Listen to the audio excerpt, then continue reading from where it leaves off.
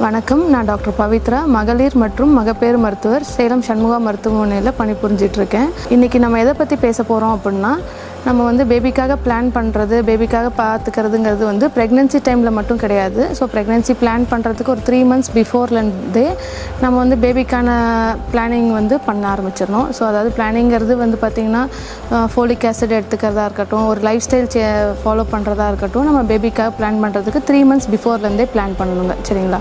So அதாவது ஒரு tea coffee அதிகமாக எடுத்துப்பிங்கன்னா அதை கொஞ்சம் கம்மி பண்ணிக்கணும். And regular life style follow பண்ணுறது, ஃபிசிக்கல் ஆக்டிவிட்டி டெய்லி வந்து ஒரு 45 minutes ஃபிசிக்கல் ஆக்டிவிட்டி இருக்கிற மாதிரி பார்த்துக்கோங்க.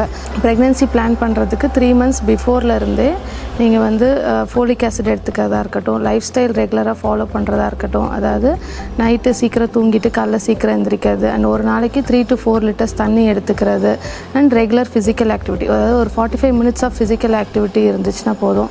So it can be of any thing, வாக்கிங்காக இருக்கலாம், இல்லை ஒரு ஜாகிங்காக இருக்கலாம். அந்த மாதிரி எனி ஃபிசிக்கல் ஆக்டிவிட்டி ஒரு நாளைக்கு 45 minutes பண்ணுற மாதிரி பார்த்துக்கோங்க.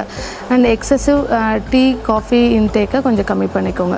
ஸோ இது மாதிரியான மருத்துவ இன்ஃபர்மேஷனுக்காக நம்மளோட சண்முகா நலனை படிங்க, அண்ட் சண்முகா யூடியூப் சேனலை ஃபாலோ பண்ணுங்கள்.